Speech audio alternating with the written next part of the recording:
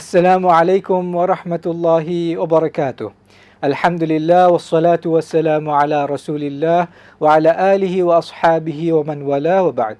সুপ্রিয় দর্শক, আপনারা দেশ ও বিদেশের যেখান থেকে এটিএন বাংলা নিয়মিত আয়োজন আরএফএল অডিডোর প্রেজেন্স ইসলামী সওয়াল ও জবাব powered by Islami bank Bangladesh PLC live অনুষ্ঠানটি দেখছেন। আপনাদের সকলকে জানাচ্ছি আন্তরিক মোবারকবাদ।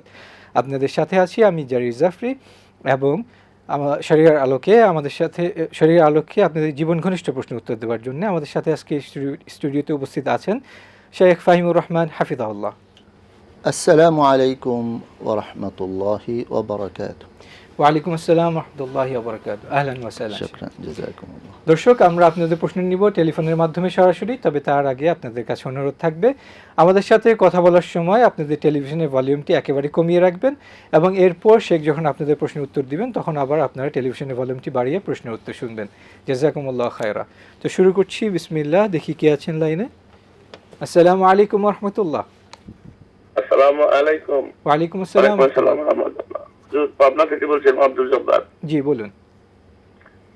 প্রশ্ন হচ্ছে কিয়ামতের আলামত এ সম্বন্ধে শুনি যে সঠিক কোনো তথ্য পাওয়া যায় নাই, যদি থাকে জানাবেন। তবে আলেম আলামদের মুখে আজকে সকালে আমি টিভি প্রোগ্রামে শুনছি, এক আলেম সাহেব বললেন যে এই ছোট চরিত্র বা কৃতদাস যারা, তারা যখন ধনী হয়ে যাবে, তাদের বাড়িতে যখন অট্টালিকা উঠবে, ওই সময় তাদের ভিতরে একটা অহংকার এসে যাবে। ওই সময় একটা কিয়ামতের আলামত বলে ধরা হচ্ছে, বা সাহেব কারটুকু বোঝায় বলবেন কিয়ামতের আলামত সম্পর্কে। আচ্ছা, ঠিক আছে। 2 নম্বর প্রশ্ন হচ্ছে যে আমরা সূরা মুলকে পড়ি, তাবারাকাল্লাযী বিয়াদিল মুলক, ইয়াদ মানে তো হাত, সুবহান সেই যার হাতে ক্ষমতা।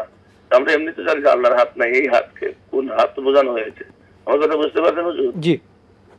আর 3 নম্বর প্রশ্ন হচ্ছে যে আমাদের এখানে গত পরশু দিন জলসায় এই যে খাওয়া দাওয়া নিয়ে হয়েছেই, আসলে জলসায় যে মানে তবারক বিতরণ, তবারক না থাকলে কি হয়, আর দিলে কতটুকু কি হয়, আর না দেওয়া, এই বিষয়ে ইসলামে কিছু আছে কিনা? জলসা করলে তবারক বিতরণ করতে হবে। ঠিক আছে, জি ধন্যবাদ শেখ। আলহামদুলিল্লাহ ওয়াসসালাতু ওয়াসসালামু আলা রাসূলিল্লাহ, আম্মা বা'দ। ভাই প্রশ্ন করলেন যে কিয়ামতের আলামাতুল কিয়ামা, এটা হাদিস শরীফে এসেছে যে রাসূলুল্লাহ সাল্লাল্লাহু আলাইহি ওয়াসাল্লামকে জিবরাইল আলাইহিস সালাম জিজ্ঞাসা করেছিলেন কিয়ামত কবে হবে। তিনি বললেন যে এটা তো আমার চেয়ে যে প্রশ্ন করছে সে বেশি জানে। আর মানে জিবরাইল আলাইহিস সালাম হয়তো বেশি জানেন, এটা ওনার ধারণা আর কি। আর কিয়ামতের বিষয়টা এটা হলো ইলমুল গায়বের বিষয়।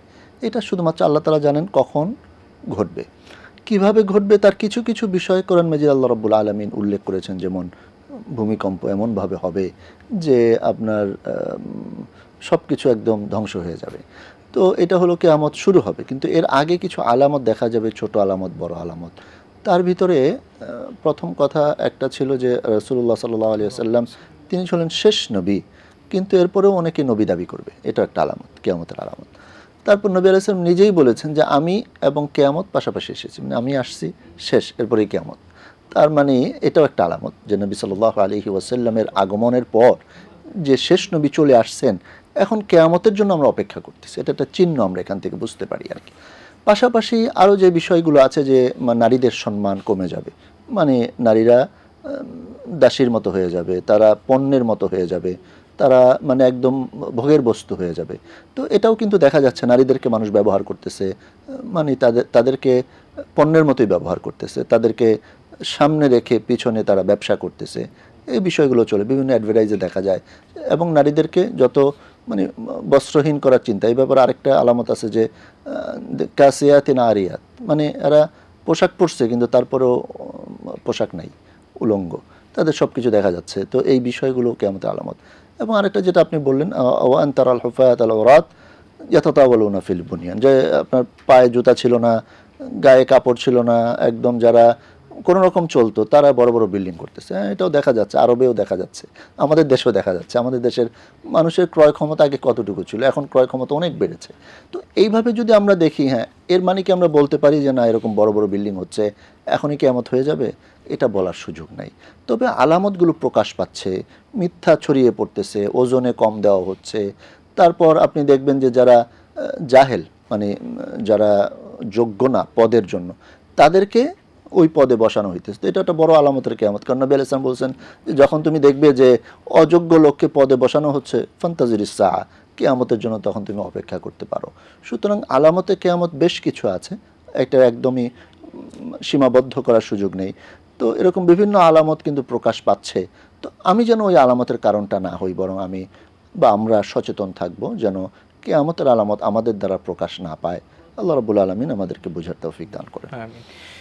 শেখ, এর পরের প্রশ্ন ছিল যে সূরা মুলকে আল্লাহ সুবহানাহু ওয়া তাআলা বলছেন তাবারাকাল্লাযী বিয়াদিহিল মুলক, তো এখানে ইয়াদ বলতে কি বোঝাচ্ছেন? আচ্ছা, এখানে রাজত্ব তার হাতে বলতে সব ক্ষমতা তার হাতে, মানে এখানে হাত বলতে যে একদমই হাত করে নিতে হবে, এক্ষেত্রে একটা বড় ইখতিলাফ। আল্লাহ রাব্বুল আলামিনের অঙ্গ প্রত্যঙ্গ আছে কিনা, তার আকার আছে কিনা, এটা নিয়ে অনেক বড় ইখতিলাফ আছে। এবং আকিদার ভিতরে যেমন আশায়রা, মাতুরিদিয়ার বড় একটা গ্রুপ এই বিষয়ে, মানে এবং এটা দীর্ঘ আলোচনা। তো আমরা স্বাভাবিকভাবে বলতে পারি, যেমন আমি যদি বলি যে না এখন ক্ষমতা আমার হাতে, তো হাতে বলতে তো ক্ষমতা তো দেখা যাচ্ছে না। তো এই বিয়াদিহিল মুলক, পুরো রাজত্ব রব্বুল আলামিনের কর্তৃত্বের মাঝে, ওনার মানে ওনার অধীনে, সকল ক্ষমতা ওনার অধীনে, এটাই বোঝানো হয়েছে আসলে। এখানে হাত বলতে যে মানে ক্ষমতাটা তো দেখা যায় না, ক্ষমতাটা এটা প্রয়োগের বিষয়, এটা একটা উপলব্ধির বিষয়, এটা রব্বুল আলামিনেরই হাতে ন্যস্ত আছে, এটাই বোঝানো হয়েছে।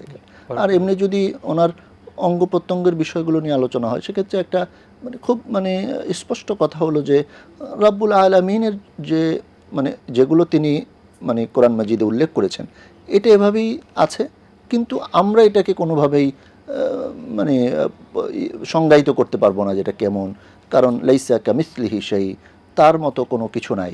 সুতরাং আল্লাহ রাব্বুল আলামিনের চেহারা, এটা কেমন চেহারা, এটা আমাদের সাথে কোনোভাবেই মিলবে না, মানুষের সাথে বা কোনো প্রাণীর সাথে বা এই ইহজগতের কোনো কিছুর সাথে মিলানোর কোনো সুযোগ নেই। এক্ষেত্রে আমাদেরকে আসলে আকিদাটা ক্লিয়ার রাখতে হবে যে ওনার হাতে বলতে হাত কেমন, এগুলো আমাদের কখনোই চিন্তার বিষয় না, আলোচনার বিষয় না। ওইখানে গেলেই নিজেদের চিন্তাকে বন্ধ করতে হবে এবং আল্লাহর কাছে ক্ষমা চাইতে হবে যে আল্লাহ, কোনো অতি চিন্তা থেকে আমাকে আপনি হেফাজত করুন। বারাকাল্লাহ ফিক। শেখ, একটা লাইনে একজন আছেন, আমরা একটা প্রশ্নটা নিয়ে নিচ্ছি। জি, আসসালামু আলাইকুম রাহমাতুল্লাহ। ওয়ালাইকুম সালাম। আমি মামুন রেজা বলছি নওগাঁ থেকে। আমার তিনটি প্রশ্ন। জি বলুন। এক নম্বর হলো যে আমরা তাশাহুদের শেষ বৈঠকে নামাজের আমরা আত্তাহিয়াতে এবং দরুদের পরে আমরা দুইটি দোয়া মাসুরা করতে পারবো কিনা? একটা হলো আল্লাহুম্মা ইন্নী জালামতু নাফসি, আর আরেকটা হলো আল্লাহুম্মা ইন্নী আউযু বিকা মিন আযাবিল কবর ওয়া আযাবিল জাহান্নাম। এইটা দুইটা পড়া যাবে না একটা পড়তে হবে? আচ্ছা, ঠিক আর দুই নম্বর হলো যে নারীদের পর্দার ক্ষেত্রে মুখমণ্ডল খোলা রাখা যাবে কিনা এবং হাতের কবজি খোলা রাখা যাবে কিনা? আর খুলে যদি রাখে নারীরা, তাহলে পুরুষেরা তার মুখের দিকে তাকাতে পারবে কিনা, তাতে গুনাহ হবে কিনা? আর তিন নম্বর হলো আমরা ঘরে, বাহিরে এবং সর্বত্র জায়গায় আকস্মিক বিপদ আপদের জন্য এবং আমভাবে সর্বত্র বিপদ আপদের জন্য আমরা কি কি দোয়া আমল করব? বিপদে পড়লে কি দোয়া করব, আর বিপদে পড়ার আগে কি দোয়া করব? আসসালামু আলাইকুম। ওয়ালাইকুম আসসালাম রাহমাতুল্লাহ। জি শেখ, এর আগে প্রশ্ন ছিল যে কোনো ইসলামিক প্রোগ্রামে, জালসার কথা বলছেন, জি, জি। এরকম কোনো প্রোগ্রামে তাবারক বা খাবার বা এরকম কিছু দেওয়া আবশ্যিক কিনা, আচ্ছা, বা আচ্ছা। দেওয়ার কোনো ফজিলত আছে কিনা? মাশাআল্লাহ, অত্যন্ত জীবন ঘনিষ্ঠ প্রশ্ন। আমাদের অনেক মাহফিলগুলোতে এরকম হয় যে তাবারক না দিলে অনেকে মন খারাপও করে যে এটা তাবারক, এই যে তাবারক শব্দটা মানে এটা বরকতের জিনিস মনে করা হয়, যে এটা মাহফিল, দিনই আলোচনা হবে, এখানে কিছু খাওয়াইলো না। তবে এক কথায় বলা যায় যে খাওয়ানো এটা একটা অনেক বড় আমল, নেক আমল।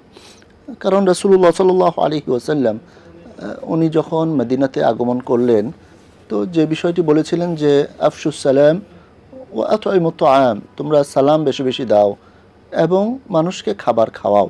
তো মানুষকে খাবার খাওয়ানো এটা অনেক সওয়াবের কাজ, ফজিলতের কাজ। তবে এই যে কথাটি উনি বলেছিলেন প্রশ্নের ভিতরে যে তাবারক দেওয়া নিয়ে একটা মানে হট্টগোল, ঝামেলা, কারাকারি, তারপরে আওয়াজ উঠে, এমনকি মসজিদেও এরকম দেখা গেছে, কোনো দোয়া হয়েছে, দোয়া মাহফিলের পরে তাবারক নিয়ে কারাকারি লেগে যায়, টানাটানি লেগে যায়।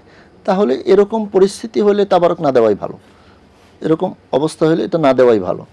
হ্যাঁ, কেউ যদি মনে করে যে না আমি এমনি মানুষকে আলাদা, যেহেতু মেহমানরা আসে তাদের খাওয়াইতে চাই, সেটা ভিন্ন কথা। কিন্তু ওই অনেক মানুষকে খাওয়াইতে গিয়ে যদি হট্টগোল হয়, মানে ঝগড়াঝাটি হয়, তাহলে ঝগড়াঝাটি না হওয়া সবচেয়ে ভালো। তো ঝগড়াঝাটি না করার জন্য যদি তাবারক না দিলে ঝগড়াঝাটি না হয়, বাস আলহামদুলিল্লাহ। আর যদি হ্যাঁ মানুষ স্বাভাবিক তাদের ভদ্রতার সাথে তারা খেতে পারে, সুযোগ আছে, অনেক সময় 2-3 দিন ব্যাপী মাহফিল হয়, তখন দূর দূরান্ত থেকে মানুষ আসে, তারা থাকে, খায়, যদি শৃঙ্খলা থাকে আলহামদুলিল্লাহ, এটা নিয়ে কোনো শরীয়তে মাহফিলে খাবার খাওয়াইলে জায়েজ কি না জায়েজ এরকম কোনো বিধান নাই, মানুষকে খাওয়ানোর ক্ষেত্রে নিষেধ নাই। তবে এই খাওয়াইতে গিয়ে যদি বিশৃঙ্খলা হয়, হট্টগোল হয়, মারামারি হয়, তাহলে ওই খাওয়ানোটা অ্যাভয়েড করা উচিত। বারাকাল্লাহু ফিক। এর পরের প্রশ্ন ছিল যে শেষ বৈঠকে নামাজের যে 2টা মাসুরা, দোয়া মাসুরা পড়া যাবে কিনা? জি জি, তাশাহুদ এবং দুরূদ শরীফের পরে আপনি চাইলে আল্লাহর কাছে দোয়া করতে পারেন, সেটা একাধিক দোয়া মাসুরা হইতে পারে, এতে কোনো অসুবিধার কিছু নেই। জাযাকাল্লাহু খায়রা। এর পরের প্রশ্ন ছিল পর্দার ক্ষেত্রে যে মহিলাদের ক্ষেত্রে মুখ এবং হাত খোলা রাখা যাবে কিনা, এক, আর দ্বিতীয় হচ্ছে মুখ যদি কেউ খোলা রাখে সেক্ষেত্রে অন্য পুরুষ কি তার মুখের দিকে তাকিয়ে কথা বলতে পারবে কিনা, আর তাকালে গুনাহ হবে কিনা? মাশাআল্লাহ মাশাআল্লাহ, অত্যন্ত মানে বাস্তবসম্মত জীবন ঘনিষ্ঠ প্রশ্ন। আমাদের মা বোনদের জন্য যেই ওনাদের জন্য যেই অঙ্গ প্রত্যঙ্গগুলো ঢেকে রাখতে হবে, তো তার ভিতরে চেহারা অন্তর্ভুক্ত। এখন কথা হলো যে অনেকেই বলবেন যে সরাসরি তো চেহারার কথা ওইভাবে আসে নাই, তো ওনারা খোলা রাখলে অসুবিধা কি, বাইরে যাবে, কাজ করবে। দেখেন, মানুষের প্রথম নজরটাই পড়ে হলো চেহারার দিকে। যদিও ওই যে আরেকটা প্রশ্ন ছিল এর সাথে সম্পৃক্ত যে পুরুষরা তাকাতে পারবে কিনা, কথা তো এটা যে আল্লাহ রাব্বুল আলামিন কোরআন মাজিদে আয়াত নাজিল করে জানিয়ে দিয়েছেন যে কুল্লিল মুমিনিনা ইয়াগুদ্দু মিন আবসারিহিম ওয়া ইয়াহফাজু ফুরুজাহুম, আপনি মোমেন পুরুষদেরকে বলেন তারা যেন তাদের দৃষ্টিকে অবনমিত রাখে, নিচে রাখে, দৃষ্টি যেন উপরে না নেয়। মানে এর মানে উদ্দেশ্যটা কি, যে যদি যাদের দিকে তাকানো নিষেধ সে যেন না তাকায়, যে হারাম জিনিসের দৃষ্টি দেওয়া নিষেধ সেটা যেন সে না করে আর কি, আর সে যেন তার লজ্জাস্থানকে হেফাজত করে। তো এখন যদি কোনো নারী সে যদি তার চেহারা খুলে রাখে, তো পুরুষ তো তার ভিতরে তো একটা নফস আছে, হাওয়া আছে, তার প্রবৃত্তি আছে, ইবলিস তাকে ওয়াসওয়াসা দেয়, সে তো তাকাবেই, কমন বিষয়। হ্যাঁ, যে তাকাবে না, যে তার নজরকে কন্ট্রোল করবে, অবশ্যই সে আল্লাহ তাআলার নৈকট্যপ্রাপ্ত একজন বান্দা। তো এক্ষেত্রে প্রথম কথা হলো পুরুষ তার চক্ষু নিচু রাখবে, দৃষ্টিকে নিচু রাখবে, নারীও তার দৃষ্টিকে নিচু রাখবে, লজ্জাস্থানকে হেফাজত করবে। তবে এভাবে ঢালাওভাবে বলার কোনো সুযোগ নাই যে চেহারা খোলা রাখা যাবে না, চেহারাকেও ঢাকতে হবে, কারণ প্রথম দৃষ্টি চেহারার দিকে পড়ে এবং চেহারা থেকেই কিন্তু অনেক ফিতনা শুরু হয়, যেহেতু এটা মানে। এবং আমাদের দেখবেন যে অনেক সময় অনেকেই আবার একটু মেকআপ করে বা চেহারাটাকে আরও বেশি সুন্দর করে উপস্থাপন করতে চায়, তো এটা তো একটা মানুষ আকৃষ্ট হবেই, পুরুষ আকৃষ্ট হবে। তো পুরুষের আকৃষ্টের জায়গাকে বন্ধ করতে হবে, এটাই তাকওয়া। তো সুতরাং মহিলাদের জন্য তার চেহারাও পর্দার অন্তর্ভুক্ত, সে তার চেহারাকেও ঢেকে রাখবে। হ্যাঁ, যদি তার হাত সুন্দর হয়, সেই হাতে আংটি থাকে বা কোনো এরকম অঙ্গ কী বলে অর্নামেন্টস থাকে, যেটাও মানে ফিতনার কারণ হইতে পারে, তাহলে সে তার হাতকেও ঢেকে রাখবে। পুরুষ পুরোটাই আওরা, সে পুরোটাই ঢেকে রাখবে। নারী পুরোটাই ঢেকে রাখবে, সে তার হাতকেও ঢেকে রাখবে, যেন কোনো পুরুষের নজর তার দিকে পড়ে কোনো ফিতনা না হয়। পাশাপাশি তার আওয়াজও কিন্তু গোপন রাখা উচিত। যদি তার আওয়াজ খুব মিষ্ট হয়, যে আওয়াজ শুনে অন্য আকৃষ্ট হইতে পারে, তাহলে এই আওয়াজটাকেও সে ঢেকে রাখবে। হ্যাঁ, এমনকি আমাদের যে মাসআলা হলো, যদি কোনো কেউ এসে কোনো কথা জিজ্ঞাসা করে এবং যদি বোঝা যায় যে তার ভিতরে মানে ওনাকে অন্য পথে নেওয়ার কোনো একটা ইচ্ছা আছে, বোঝা যায়, তাহলে তার সাথে কর্কশ ভাষায় কথা বলতে হবে। নারীরা কর্কশ ভাষায় কথা বলবে, যেন কখনো তার দিলের ভিতরে এটাও না উদ্রেক হয় যে না মহিলাটা আওয়াজটা এত সুন্দর, না জানি সে কত সুন্দর, এটাও যেন উদ্রেক না হয়। এই জন্য কঠোর ভাষায় তার সাথে কর্কশ ভাষায় কথা বলতে হবে, মানে একটা ধমকের সুরে, যেন কখনো তার ভিতরে ইবলিস ওয়াসওয়াসা দিতে না পারে। সুতরাং নারীদের এই সব কিছুই হলো তার পর্দার অন্তর্ভুক্ত, এটা আমাদের প্রত্যেকেরই মেনে নেওয়া উচিত এবং সেভাবেই চলা উচিত। হ্যাঁ, সলাতের সময় যখন সে সলাত আদায় করবে, তখন সে তার চেহারা হাত খোলা থাকবে, কারণ তখন তার অন্য কেউ দেখতেছে না, এইভাবে তখন সে নামাজ পড়বে। এছাড়া অন্য সময় সে যদি বাহিরে যায়, বাহিরে গেলে তাকে অবশ্যই পরিপূর্ণ শরঈ পর্দা মেনটেন করে চলতে হবে। ঘরে থাকলে সে তার স্বাভাবিক পোশাকে থাকবে, সেক্ষেত্রেও মাথায় কাপড় দেওয়া এবং মানে অন্তত ফুল স্লিভ জামা কাপড় পরা, এভাবে সুন্দর করে সে ঘরেও চলবে এবং বাহিরে বের হইলে সে তার সকল অঙ্গ প্রত্যঙ্গ ঢেকে তারপরে সে চলবে, যেন কোনো ফিতনার আশঙ্কা না থাকে। আশা করি বুঝতে পেরেছেন। জাযাকাল্লাহু খাইরান। শেখ, আরেকজন প্রশ্ন করতে লাইনে আছেন, আমরা একটু প্রশ্নটা নিয়ে নিচ্ছি। আচ্ছা, কেটে গেছে। দর্শক, সময় হয়েছে একটি বিরতিতে যাবার। আপনারা দেখছেন আরএফএল অডিটর প্রেজেন্স ইসলামিক সওয়াল ও জবাব, powered by Islami bank Bangladesh PLC. অল্প কিছুক্ষণের মধ্যে ফেরত আসছি, আমাদের সাথেই থাকবেন বিইذنিল্লাহ।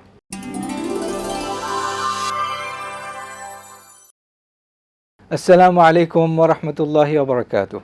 দর্শক, আপনারা দেখছেন এটিএন বাংলা নিয়মিত আয়োজন আরএফএল অডিটর প্রেজেন্স ইসলামিক সওয়াল ও জবাব, powered by Islami bank Bangladesh PLC. Sheikh, আপনার আমাদের হাতে বিজ্ঞাপন বিরতিতে যাওয়ার আগে প্রশ্ন ছিল একটি, হচ্ছে যে হঠাৎ বিপদ থেকে বাঁচার জন্য কি দোয়া বা আমল করা যায়, আর হচ্ছে বিপদ আসলে তারপরে কি দোয়া করা যায়?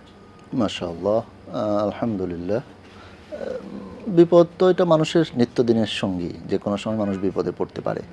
তবে কোরআন মাজিদ আমরা যদি দেখি, রব্বুল আলামিন ইরশাদ করেছেন, ইযা আসাবাতহুম মুসিবা ক্বালু ইন্না লিল্লাহি ওয়া ইন্না ইলাইহি রাজিউন। যখন সে বিপদে পড়ে গেল তখন সে ইন্না লিল্লাহ পড়ল। এটা আমরা ধরে নিয়েছি যে শুধুমাত্র কেউ মৃত্যুবরণ করলেই ইন্না লিল্লাহ পড়তে হবে, না। যে কোনো বিপদে পড়লেই মোমেন, যেহেতু আল্লাহ রাব্বুল আলামিনের পক্ষ থেকে সুসংবাদ ওই সকল মোমেনদের জন্য যারা বিপদে পড়লে এই ইস্তেরজা করে যে আল্লাহ রাব্বুল আলামিনের, মানে আমরা আল্লাহরই এবং আল্লাহর কাছে আমরা ফিরে যাব। এখন হলো বিপদে না পড়ার জন্য আল্লাহ তাআলার কাছে চাইতে হবে। এক্ষেত্রে অনেকগুলো দোয়া আছে হাদিস শরীফে, এই দোয়াগুলো আমরা অনুসরণ করতে পারি যে, এবং রাব্বুল আলামিনের কাছে বিভিন্ন সমস্যা, যেমন এখন ডেঙ্গু চলতেছে, ডেঙ্গুর জন্য আল্লাহর কাছে ক্ষমা চাইতে পারি। ভূমিকম্প চলতেছে, তো ভূমিকম্পের বিষয় থেকে আল্লাহর কাছে পানা চাইতে পারি। এইভাবে আমরা বিভিন্ন দোয়া আল্লাহ রাব্বুল আলামিনের কাছে আমাদের মনের ভাষায়ও করতে পারি। এর দ্বারা আশা করা যায় আল্লাহ রাব্বুল আলামিন আমাদেরকে হেফাজত করবেন ইনশাআল্লাহ। শেখ, এর সাথে একটি সম্পর্ক যদি প্রশ্ন করি, সেটা হচ্ছে কেউ যখন বিপদে পড়ে, আমরা কীভাবে, এটা কি বোঝার কোনো উপায় আছে যে এই বিপদটা আমার জন্য কি সবরের একটা পরীক্ষা হচ্ছে, নাকি আমার উপরে এটা পানিশমেন্ট হিসেবে আল্লাহর পক্ষ থেকে আসতেছে আমার কোনো কর্মের কারণে? মাশাআল্লাহ, এটা ভালো বিষয়। আসলে বিপদ সাধারণত এটা মানুষের জন্য পরীক্ষা হয়ে থাকে। তো দুনিয়াতে মানে সেই হাদিস থেকে যা জানা যায় যে মোমেন একটা কাঁটাও যদি তার দেহে বিধে, এর দ্বারাও সে তার আমলনামায় সওয়াব পেয়ে যায়। তো এখন যে বিপদ আসতেছে, স্বাভাবিকভাবে যে কোনো বিপদেই সবর একটা গুরুত্বপূর্ণ অঙ্গ। কারণ রব্বুল আলামিন মোমেনদেরকে বলেছেন, ইস্তাঈনু বিস-সাবরি ওয়াস-সালাহ, তোমরা সবর এবং সলাতের মাধ্যমে আল্লাহ তাআলার কাছে সাহায্য চাও। তো মানুষ তো বিপদে পড়লেই সাহায্য চায়, বিপদে পড়লেই তার সবর দরকার, এবং সবরকে আগে উল্লেখ করছেন আল্লাহ রাব্বুল আলামিন। সুতরাং বিপদে পড়লে সে ধৈর্য ধারণ করবে, এটা তার একদম মানে মোমেনের একদম মানে এটা ফান্ডামেন্টাল একটা বৈশিষ্ট্য, যে বিপদে পড়লে সে হতাশ হবে না, বিচলিত হবে না, সে সবর করে আল্লাহ রাব্বুল আলামিনের কাছে এটা থেকে মুক্তি চাইবে, এবং সে আল্লাহ তাবারাকা ওয়া তাআলার কাছে এটার উত্তম বিনিময় চাইবে। যেমনিভাবে ওই ইন্না লিল্লাহ পড়ার পরে সে বলতে পারে, আল্লাহুম্মা আজুরনি ফি মুসিবাতি ওয়া আখলিফ লি খায়রাম মিনহা, হে আল্লাহ, আমাকে এই মুসিবতের ভিতরে আপনি আমাকে প্রতিদান দেন, এবং এর চেয়ে উত্তম, মানে আমি একটা বিপদে পড়ছি, সময়টা আমার কষ্টে কেটেছে, আপনি আমাকে একটা সুখময় সময় দান করেন, সুন্দর সময় দেন, বিপদে পড়ে যা হারিয়েছি তার চেয়ে আমাকে উত্তম দেন। এভাবে আল্লাহ রাব্বুল আলামিনের কাছে সে দোয়া করতে পারে। বারাকাল্লাহু ফিক। শেখ, আরেকজন প্রশ্ন করতে লাইনে আছেন, আমরা একটু প্রশ্ন নিয়ে নিচ্ছি। আচ্ছা, কেটে গেছে।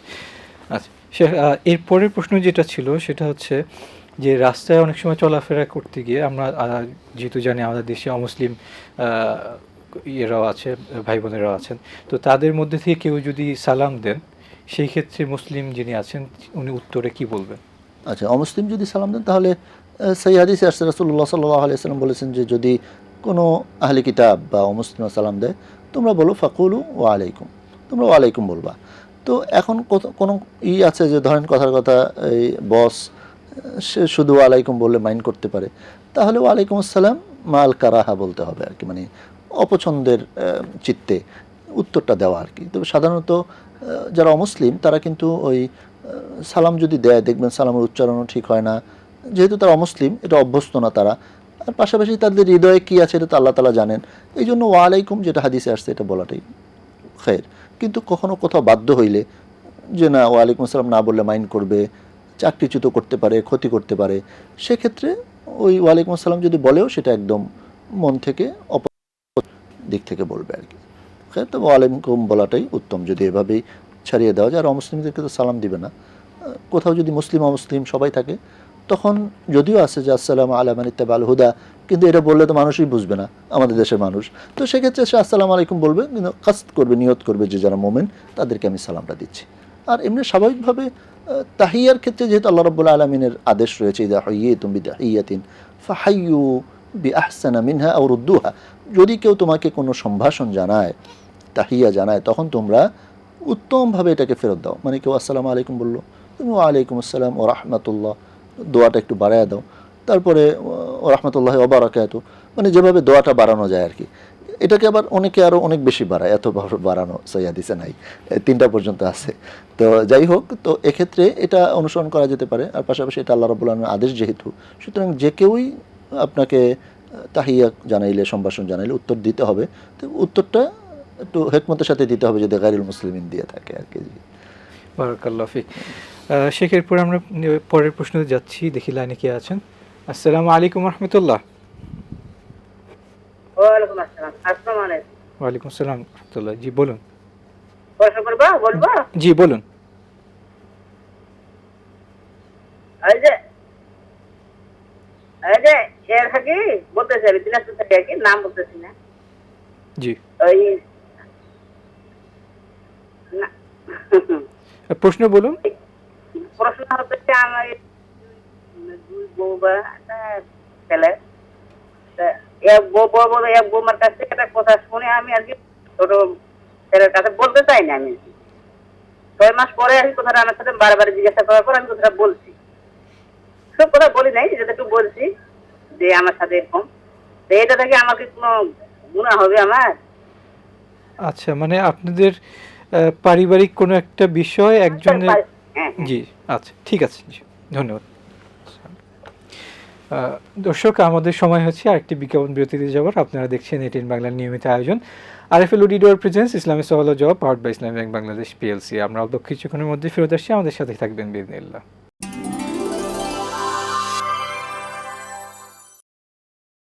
আসসালামু আলাইকুম ওয়া রাহমাতুল্লাহি ওয়া বারাকাতুহু। দর্শক, আপনারা দেখছেন এটিএন বাংলার নিয়মিত আয়োজন আরএফএল অডিটর প্রেজেন্স ইসলামী সওয়াল ও জবাব, powered by Islami bank Bangladesh PLC. Sheikh, বিজ্ঞাপন বিরতিতে যাওয়ার আগে আমাদের হাতে একটি প্রশ্ন ছিল, তবে তার আগে দর্শকদের উদ্দেশ্যে একটু বলতে চাই যে আপনারা হয়তো অনেক সময় চান যে আমাদের মাধ্যমে আপনাদের পরিবারের কাউকে একটা কথা, একটা কিছু হয়েছে, এটার উত্তরটা আমাদের মাধ্যমে শোনাবেন। সেই ক্ষেত্রে আপনাদের কাছে একটু অনুরোধ থাকবে যে কাউকে নির্দিষ্ট না করে আপনারা একটু জেনারেলি প্রশ্ন করবেন, কারণ কি নির্দিষ্ট করলে যেটা হয়, এত মানুষের মাধ্যমে এটা গেলে তারাও একটু নর্মালি যদি শুনেও, কিন্তু এইটা হলে আর একটু মনে কষ্ট পেতে পারেন। জি, তার আগে শেখ, আমাদের একটি ফোন আছে, আমরা একটু প্রশ্ন নিয়ে নিচ্ছি। জি জি। আসসালামু আলাইকুম রহমতুল্লাহ। আমি হুজুর, জি বলুন। আমি ওই মানে আমার ওই একটা খাসি কুরবানি মানছিলাম আল্লাহর রাস্তে। হ্যাঁ জি। তো ওই আমার যাতে আমার 2 ছেলে ভালো চাকরি হয় এবং আমার ওই স্কিনের সমস্যা। হ্যাঁ, জি। এই খাসিটা কি আমি আমাদের আপনারাও খাইতে পারবো, না সকলকে দিয়ে খাইতে হবে, না সকলকে দিয়ে খাইতে হবে, প্রতিদিন দিয়ে খাইতে হবে? আচ্ছা, আপনি এই কোন নিয়তের সময় এরকম কোন নিয়ত করেছিলেন ওই জায়গায় দিবে? আমি নিয়ত করছি যাতে আমার 2 ছেলের চাকরি ভালো হয়, আর আমার স্কিনের সমস্যা তো। খাসিটা কাদের, আল্লাহর কাছে একদম সেজদা দিয়ে আমি নিয়তটা করছি। না খাসিটা কাদেরকে দিবেন এরকম কোন নিয়ত করেছিলেন? খাসিটা দেবো করে আমরা খাইতে পাবো কিনা, তারপর আত্মীয়-স্বজন, তাদের মিসকিন। আচ্ছা ঠিক আছে, আর কোন প্রশ্ন? আর প্রশ্ন হলো একটা প্রশ্ন, যে আমি কিছু জাকাত আমি, ওরা তো মানে এমন টাইম জাকাতটা নেয়, আমি তো ভেঙে ভেঙে দেবো, ওটা আমি দিতে পারি না, ওরা ভেঙে ভেঙে চাই। আচ্ছা, এটা কোনো অসুবিধা আছে? আমি আবার হিসাব করে রাখি দেই। আচ্ছা ঠিক আছে, ধন্যবাদ। আসসালামু আলাইকুম। শেখ, এর আগের প্রশ্নটা ছিল ওনাদের পরিবারের মধ্যে হয়তো কেউ একজন ওনাকে কিছু কথা বলছেন, সেটা আবার আরেকজন সদস্য উনি জানতে চেয়েছেন কি বলছেন, কিন্তু উনি পুরোটা বলেন না, কিছু একটা অংশ বলছেন। মাশাআল্লাহ, এটা আসলে এই ধরনের ঘটনাগুলো যখন ঘটে, প্রথম কথা হলো কেউ যদি একটা কথা বলে দেয় যে এটা কাউকে বলবেন না, তাহলে কিন্তু এই কথাটা একটা আমানত হয়ে যায়, মানে এটা তখন একটা আমানতের পর্যায়ে। তো এই কথা যদি সে আরেকজনকে বলে দেয়, আবার এভাবে বলেও দেয় যে আমাকে কিন্তু বলতে মানা করছে, সুতরাং আপনিও কাউকে বলেন না, তার মানে আমানতের খেয়ানত সে করে ফেললো। তো এই কাজটা করা যাবে না, কথারও আমানত আছে, দায়িত্বের আমানত আছে। তো এই জন্য যদি কথার কথা তো কোনো একটা কথা শাশুড়ি হিসাবে বউর কাছ থেকে শুনছে, শোনার পরে এখন ছেলে তারে জোর করতেছে যে মা কি বলছে আমাকে বলেন। তো তখন এই হিকমতের সাথে এড়িয়ে যাওয়াটা উত্তম, কিন্তু না পারলে এমনভাবে বলা উচিত যেন ছেলেরও মন ঠিক থাকে আর বিবিরও মন ঠিক থাকে। তবে এক্ষেত্রে গীবত যেটা ঘটে থাকে সমাজে সাধারণত, অন্যের দোষ এটা জেনে না জেনে এটা বলা উচিত না।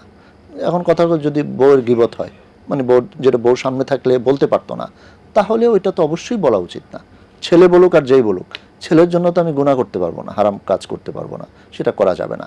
তবে যেটা হয়ে গেছে, যদি মনে হয় যে এ ধরনের কিছু, তো দোষের কিছু মানে দোষ আপনি বর্ণনা করেছেন, তাহলে আল্লাহর কাছে ক্ষমা চাইবেন, মানে তাওবা করবেন যে আল্লাহ আমার ভুল হয়ে গেছে, যেটা বলা উচিত ছিল না আমি বলে ফেলছি, আপনি আমাকে ক্ষমা করেন। জি, জাযাকাল্লাহ খায়রা।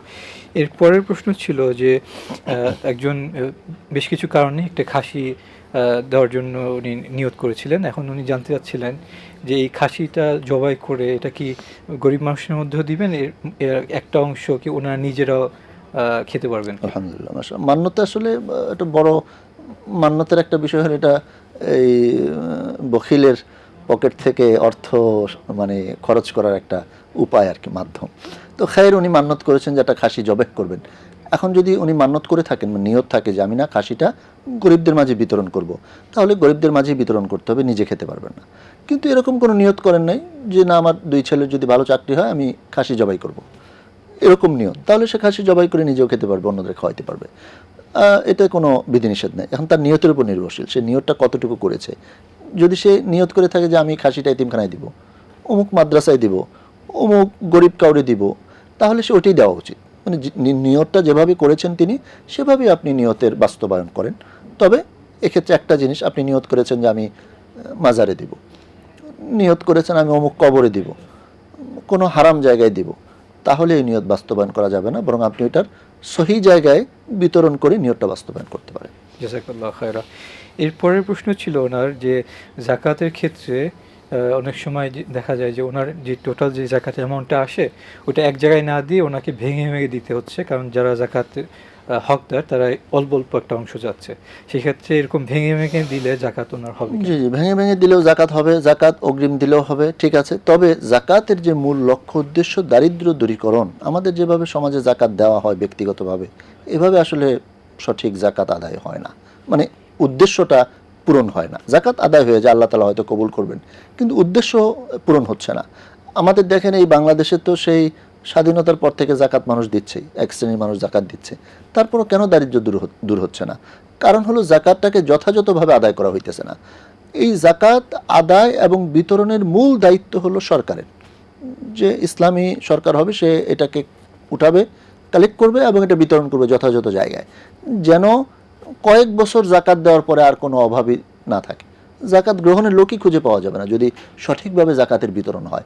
তো এখন যেটা হয়, আমরা ব্যক্তিগতভাবে জাকাত দেই, জাকাত দেওয়ার ক্ষেত্রে ওই জাকাতের শাড়ি লুঙ্গি, একটা বড় বৈশিষ্ট্য হলো জাকাতের শাড়ি লুঙ্গির যে আপনার প্রথম ধোয়ায় রং চলে যাবে, দ্বিতীয় ধোয়ায় ছিঁড়ে যাবে, বাস, এটা আপনার ওয়ান টাইম ইউজ, এরপরে আর পড়তে পারবে না। এবং দেখেন এটাকে লিখে রাখছে জাকাতের শাড়ি, জাকাতের লুঙ্গি। তো এটা ঠিক না। হ্যাঁ, কখনো আছে এরকম কোনো একটা ফ্যামিলি যাদের প্রত্যেক মাসে একটা খরচ দরকার, তখন আপনি আপনার জাকাত থেকে তাকে প্রত্যেক মাসে পড়ালেখা বাবদ হোক, তার কোনো মানে অন্যান্য বাজার ইত্যাদি হোক, বা তার প্রয়োজন, আপনি তাকে মাসে মাসে একটা অর্থ দিচ্ছেন, এটা আপনি হিসাব করে রাখতেছেন, এতে কোনো অসুবিধার কিছু নাই। তবে জাকাতের মূল উদ্দেশ্য হলো আপনি এমনভাবেই একটা অ্যামাউন্ট একটা পরিবারকে দেওয়া যেন ওরা ওদের অভাবটা পূরণ হয়ে যায়, এরপরে যেন সে আর কারো কাছে হাত পাততে না হয়। সেই জন্য একটা কর্মসংস্থান করে ওই জাকাতের অর্থটাকে সে ব্যবহার করে সে যেন তার মানে ভবিষ্যৎটাকে সুন্দরভাবে সেটা আত্মনির্ভরশীল হয়। এবং তার ভিতরে যে একটা এই যে নিচের হাত, আল্লাহ রাসূল সাল্লাল্লাহু আলাইহি ওয়াসাল্লাম বলেছেন আল ইয়াদুল উলিয়া খায়রুম মিনাল ইয়াদিস সুফলা, নিচের হাতের চেয়ে উপরের হাত উত্তম। তো উপরের হাত আপনি সাদাকার ক্ষেত্রেও জাকাতের ক্ষেত্রেও, তো জাকাত গ্রহীতা তো আমরা চাই না, আমরা চাই সমাজে সবাই দাতা হবে, সেই দেওয়াটা অন্যদিকে চলে যাবে, সেটা আমরা দিব। কিন্তু আমি যদি এরকম নিয়ত করি যে না এই লোক আমার উপর নির্ভরশীল থাকুক, সে প্রত্যেক মাসে মাসে আমার কাছে হাত পাতবে, আমি তার একটু একটু দিব, সে আমার প্রতি অনেক থাকবে, কি বলে মানে তার চিন্তা থাকবে যে না এই লোকটা আমার প্রতি দয়া করতেছে, আমার প্রতি বিনীত থাকবে, এই ধরনের চিন্তা করে জাকাত দেওয়া যাবে না। এটা তার হক, তাকে এটা যেভাবে পৌঁছায় দিলে আমি মানে ভার মুক্ত হব, ওজন মুক্ত হব। আল্লাহ তাআলা আমাদেরকে বোঝার তৌফিক দান করুন। আমিন, জাযাকাল্লাহু খায়রা। এরপরে দেখি কি আছেন লাইনে। আসসালামু আলাইকুম ওয়া রাহমাতুল্লাহ। আসসালামু আলাইকুম। ওয়ালাইকুম আসসালাম রহমতুল্লাহ, আপনার প্রশ্ন বলুন। আমি মোহাম্মদ ইমরান আলী ইসলাম, পূর্ব সুন্দরপুর, পার্বতীপুর, দিনাজপুর থেকে। ভাই কেমন আছেন? আলহামদুলিল্লাহ, কেমন আছেন? প্রশ্ন বলুন। ইনশাআল্লাহ ভালো আছি। বলছি দুনিয়া হচ্ছে একটা পরীক্ষা জায়গা। তা আমরা এসেছি পরীক্ষা দিতে কলেজ ভার্সিটিতে। আমাদের কলেজ ভার্সিটিতে তা আমাদের পরীক্ষার ফল একদিন ঠিকই প্রকাশ হবে। সেদিন এই পৃথিবীতে হয়তো থাকবো না, একা কবরের বাসিন্দা হব। আমি কবরের জাতি হিসেবে কার আমল কেমন হবে, আমাদের রব কার আমল সবচেয়ে বেশি পছন্দ করবে? এক নম্বর প্রশ্ন। নামাজ, রোজা, হজ, যাকাত, কালেমা, ইসলামের এই বিষয়গুলো প্রিয় কেন?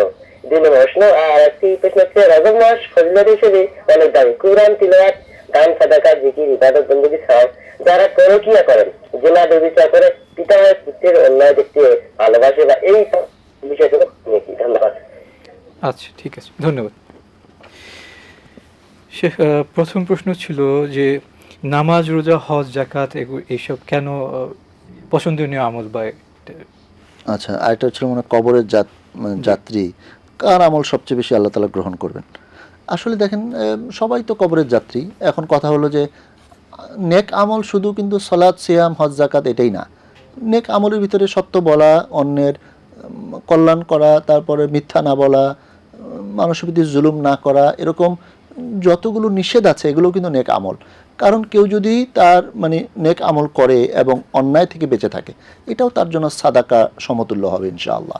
তো যেই কারণে মানে কার আমল আল্লাহ বেশি কবুল করবেন, যে বেশি মুত্তাকি। আল্লাহ তাআলা ইরশাদ করেছেন, ইন্না আকরামাকুম ইনদাল্লাহি আতকাকুম, তোমাদের ভিতরে ওই ব্যক্তি সবচেয়ে বেশি সম্মানিত, যে সম্মানিত তার আমলটা আল্লাহ বেশি কবুল করবেন, যে বেশি মুত্তাকি।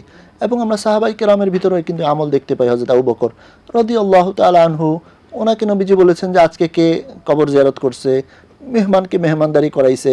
তো এরকম দেখেন অনেক নেক আমল আমাদের সমাজে রয়েছে, আমাদের মানে পরস্পরের করণীয় আছে। সেই আমলগুলো আমরা যত বেশি করবো আল্লাহ রাব্বুল আলামিন তত বেশি আমাকে পছন্দ করবেন। এক্ষেত্রে সবচেয়ে গুরুত্বপূর্ণ হলো শিরিক, বেদাত ইত্যাদি থেকে দূরে থাকা, তাহলে আমলটা সুন্দর হবে। শিরিক বিদাত থাকলে তাহার আর আমলটা নষ্ট হয়ে যাবে, এবং শিরিক বিদাত আমলকে নষ্ট করে ফেলে। এছাড়া যদি একটা মানুষ আমল করলো, নামাজ রোজাও পড়লো, মানুষের কল্যাণ করলো, মানুষের সেবা করলো, অন্যের ক্ষতি করলো না, সত্য বললো, ভালো পথে চলার চেষ্টা করলো, আশা করা যায় প্রতিবেশীকে কষ্ট দিল না, আত্মীয়তার সম্পর্ক ঠিক রাখলো, এভাবে অনেকগুলো নেক আমল আছে। এগুলো যখন সে করবে সে আল্লাহর কাছে অনেক বেশি গ্রহণযোগ্য হবে, এবং কবরে তার এগুলোর জন্য মানে তার নাজাতের জন্য সহায়ক হবে ইনশাআল্লাহ। জাযাকাল্লাহু খায়রা। এরপরের প্রশ্ন ছিল শেখ, রজব মাস কেন্দ্রিক, রজব মাসের ফজিলত। জি, আমার মনে আরেকটা প্রশ্ন ছিল পরকীয়া কেন্দ্রিক নাকি? ওটা এরপরে ছিল। আচ্ছা, ঠিক আছে। মাশাআল্লাহ, রজবের ব্যাপারে একটা হাদিস যেটা পাওয়া যায়, যদিও কিছু কিলকাল আছে এই বিষয়ে, আল্লাহুম্মা বারিক লানা ফি রজব ওয়া শাবান ওয়া বাল্লিগনা রমাদান। কিলকাল থাকলেও কিন্তু আপনি আল্লাহর কাছে চাইতেই পারেন মনে মনে, আল্লাহ আমাকে আপনি রমাদান পর্যন্ত হায়াতটা বাড়ায় দেন। কারণ মাত্র 2টা মাস আছে, রজব, শাবান, মানে রমাদানের একটা বাতাস শুরু হয়ে গেছে। তো এই সময় অবশ্যই বেশি বেশি তিলাওয়াত, জিকির, আজকার, মানে সব সময় তো আমাদের এটা করা উচিত। কারণ রাসূলুল্লাহ সাল্লাল্লাহু আলাইহি ওয়াসাল্লামের যদি সারা জীবনে আমল দেখি, রমাদানে তিনি সবচেয়ে বেশি আমল করতেন, রমাদানের ভিতরে শেষ দশকে সবচেয়ে বেশি আমল করতেন। এছাড়া দেখেন জিলহজ মাসের প্রথম দশকের আমল আল্লাহ তাআলার কাছে খুব প্রিয়, এবং পাশাপাশি কিন্তু সারা বছর নবী আলাইহিস সালাম তাহাজ্জুদ পড়তেন, মাঝে মাঝে নফল সিয়াম রাখতেন। এমন হয়তো সিয়াম রাখতেছেন, সাহাবায়ে কেরাম বললেন যে আমরা ছেড়ে দিবেন, আমরা করি না। দোহার নামাজ তিনি নিয়মিত পড়তেছেন, ছাড়তেছেন না, আবার কখনো ছেড়ে দিচ্ছেন। মানে আমলের সুযোগ সারা বছরই আছে। এ কথা বলা যাবে না যে এখন গত মাসে আমল আর এই মাসে আমল পার্থক্য না। রমাদানের আমলটা অবশ্যই একটু ভিন্ন, আল্লাহ রাব্বুল আলামিন এটাকে কবুল করবেন, অনেক বেশি পছন্দ করেন। রমাদানের সময়টাই একজন মানুষের অনেকগুলো আমলের সম্মেলন একসাথে ঘটে, সে সিয়ামরত থাকে, তার অনেকগুলো আমল হয়। আর রমাদানের আগে এই সময়টা আমি আল্লাহর কাছে চাইতেই পারি। নেক হায়াত চাওয়া প্রত্যেকটা মুমিনের জন্য এটা একটা মানে তার দোয়ার ভিতরে থাকতে পারে যে আমাকে নেক হায়াত দেন, রমাদান পর্যন্ত হায়াতকে বাড়িয়ে দেন। পাশাপাশি এই দোয়াটা যদিও আগেই বলা হয়েছে কিছু কিলকাল আছে, তারপর আমল করতে পারেন, এতে কোনো অসুবিধা নেই। জি, বারাকাল্লাহু ফিক। এরপরের প্রশ্ন ছিল শেখ যে অনেকে আছেন যে ফরজ যেগুলো আছে সেগুলো সবগুলোই উনি মানছেন, নামাজ পড়তেছেন, হজ করতেছেন, জাকাত দিচ্ছেন, এর সাথে সাথে আবার কবিরা গুনাহতেও উনি ইনভলভ থাকতেছেন। মাশাআল্লাহ, জি জি, এটা একটা গুরুত্বপূর্ণ মানে প্রশ্ন। কারণ আল্লাহ রাব্বুল আলামিন ইরশাদ করেছেন, ইন্নাস সালাতা তানহা আনিল ফাহশাই ওয়াল মুনকার, নিশ্চয়ই সালাত মানুষকে ফাহশা থেকে, পাপাচার থেকে, অন্যায় থেকে বিরত রাখে, বাধা দেয়। আসলে সলাৎ কিন্তু বাধা দিচ্ছে, কিন্তু আমি হয়তো বাধাটা মানতেছি না। মানুষ যখন তার ফরজ ইবাদতগুলো যে নেক আমল করতেছে, পাশাপাশি সে গুনার কাজ করতেছে, যেমন এটার ভুরি ভুরি উদাহরণ আছে, তার ভিতরে সে নেক আমল করতেছে, তারপরে তো কথা কথা ধরনের পরকীয়া করতেছে। এখন পরকীয়ার সুযোগ সমাজে তৈরি হয়ে গেছে, বিষয়টা এরকম। আপনার বিবাহ সহজ করে দেন, পরকীয়া অনেক কমে যাবে ইনশাআল্লাহ। আপনার এই কো এডুকেশন এটাকে আপনি বন্ধ করেন, এগুলো কমে যাবে। নারী পুরুষের অবাধ মেলামেশা বন্ধ করলে এগুলো কমে যাবে। পাশাপাশি আমাদের এটা ছাড়াও ধরেন একজন মানুষ নামাজও পড়ে, সুদ খায়, ঘুষ খায়, নামাজ রোজা করতেছে, আবার আরেকজনের জমি দখল করে খাচ্ছে, অন্যের উপরে জুলুম করতেছে, সরকারি অর্থ নষ্ট করতেছে। এইভাবে আপনারা দেখা যায় যে মানে মানুষ অন্যায়টা সে অন্যায় মনে করতেছে না। এটা অবশ্যই তার জন্য কিন্তু খুব অ্যালার্মিং, এটা ক্ষতিকারক। কারণ রব্বুল আলামিন তিনি যেমনিভাবে নেক আমলকে মূল্যায়ন করবেন, একইভাবে কিন্তু মন্দ আমলের জন্য শাস্তি দিবেন। সুতরাং মন্দ আমল এটাকে পরিহার করা উচিত এবং পরিহারের রাস্তাটাকে বেছে নেওয়া উচিত, যেন যেই কাজের দ্বারা মন্দ আমল থেকে হেফাজতে থাকা যাবে ওই আমলই আমাদের সকলের করা উচিত এবং নেক আমলের সাথে সাথে মন্দ আমলকে পরিত্যাগ করা উচিত। আল্লাহ রাব্বুল আলামিন আমাদের সকলকে বুঝার এবং আমল করার তৌফিক দান করেন। আমিন। জাযাকাল্লাহু খাইরান শেখ, আমাদেরকে সময় দেওয়ার জন্য ধন্যবাদ। বারাকাল্লাহু ফিক। দর্শক, আমরা আমাদের প্রোগ্রামের শেষ পর্যায়ে চলে এসেছি। আমরা আজকে যা জানলাম যা শুনলাম, আল্লাহ সুবহানাহু ওয়া তাআলা আমাদেরকে তা বুঝার এবং মানার তৌফিক দান করুন। আমিন। সুবহানাকাল্লাহুম্মা ওয়া বিহামদিকা আশহাদু আল্লা ইলাহা ইল্লা আনতা আস্তাগফিরুল্লাহ ওয়া আতুবু ইলাইক। ওয়াসসালামু আলাইকুম ওয়া রাহমাতুল্লাহি ওয়া বারাকাতুহু।